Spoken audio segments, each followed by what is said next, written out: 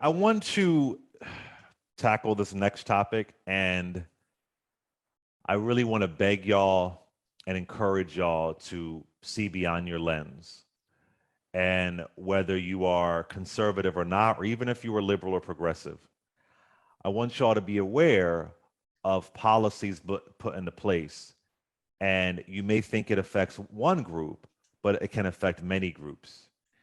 And trans folks are often used as that vessel where it's impacting a group that you may judge, you may look down upon, and you may have a whole bunch of misconceptions, but then the policy will affect you.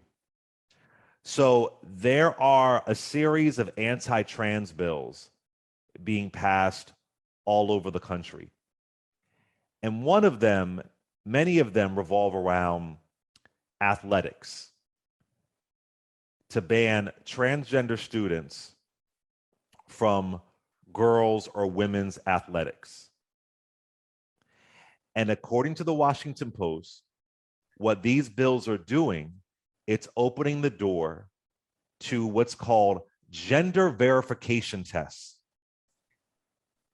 Gender verification tests that for some Republican state legislators, they can force girls or young women to go through a gender verification test if they want to stay on their high school or college sports teams. Because the truth is, sometimes sometimes you don't know what someone's gender, you don't know what their experience is. You don't know somebody's story.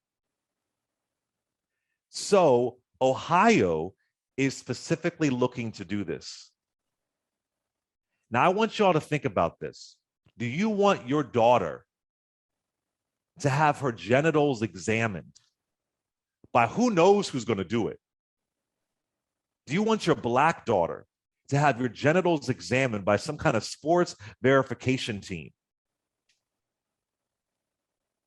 According to the Ohio measure, if a participant's sex is disputed, the athlete in question must provide a doctor's note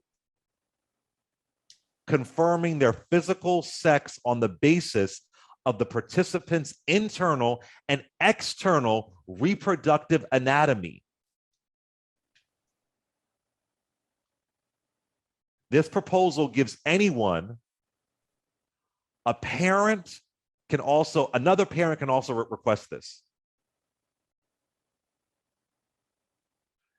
Now, mind you, the issue of a trans person being in, I know that there's one story folks attach themselves to, Leah Thompson, I believe, or something like that. It's such a minor issue.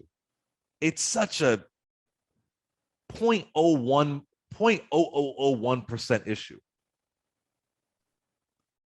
So you may think it's affecting trans people, but what you don't know, it's a continuation on a war on women and women's bodies.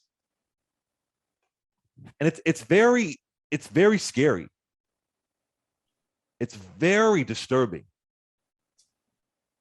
If you want to, whatever you want to do as far as trans folks in sports, for you to take it that far, gender verification, what is that? And I guarantee you, if this goes through in a state like Ohio, you're going to hear horror stories of girls who were forced to go through gender verification. And also, Amisha, why isn't it the other way around? There are no Republican policies for trans men, meaning a person who may have been assigned male, a woman at birth, and identifies as male, trans men in male athletic sport. Like, why isn't it the other way around? Why is it only the women? Because they don't feel that a trans man will be given a physical advantage in said sports. Right. I think that there's a level of ignorance when it comes to trans individuals in general. There's a level of perversion that comes in this type of legislation or idea of legislation for young kids. At any given point, I don't care where you stand and in terms of being pro or anti-trans, which shouldn't even be a part of the conversation. But wherever you stand, and I say this just because our demographic, Black people, happen to be very harsh oftentimes on LGBT members of our community, period, whether they are adults or children. A lot of that is based in ignorance. A lot of it is coaxed in some idea of religion that, again, is based in biases and ignorance towards LGBTQ plus community. With that being said, nobody should co-sign gender test for children or adults. Nobody should. And I say that just especially for children, because we're talking minors. We don't know how this is conducted. I'm assuming that it's in some very inappropriate manner.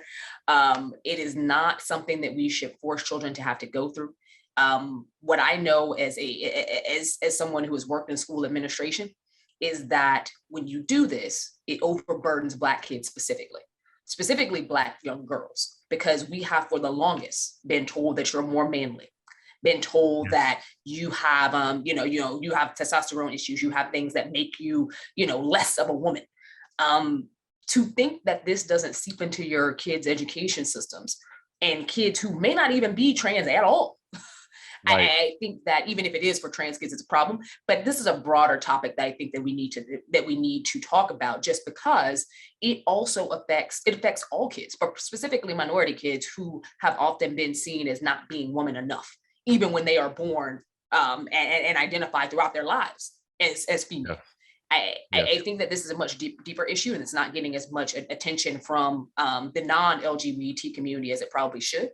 And quite frankly, to your point earlier, it's such a small group when we're talking about trans in sports. It's such a small group, even at the middle school, high school level. Like, it's not something that even deserves this level of attention when we're talking about blocking individuals from playing certain sports. As someone who went through elementary school, middle school, and high school and played sports throughout, again, this is not an issue that, quite frankly, affects very many people.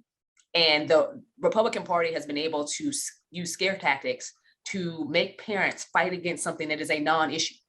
And in the same way that they did CRT, but now they're doing it in weaponizing sex and gender in a way that has really long-term implications, not only in terms of childhood mental health, childhood trauma, but also isolation. And I am not somebody who supports that. Again, as somebody who's worked in schools and has worked with young people who are going through transitions, or young people who, quite frankly, just don't understand gender and sex and are being attacked. We should not ever, pursue that. We shouldn't ever acknowledge or be willing to support legislation, laws that go into place that do that, because it overburdens young people, and it overburdens school districts, and it overburdens the parents. Many of the parents are navigating this as well.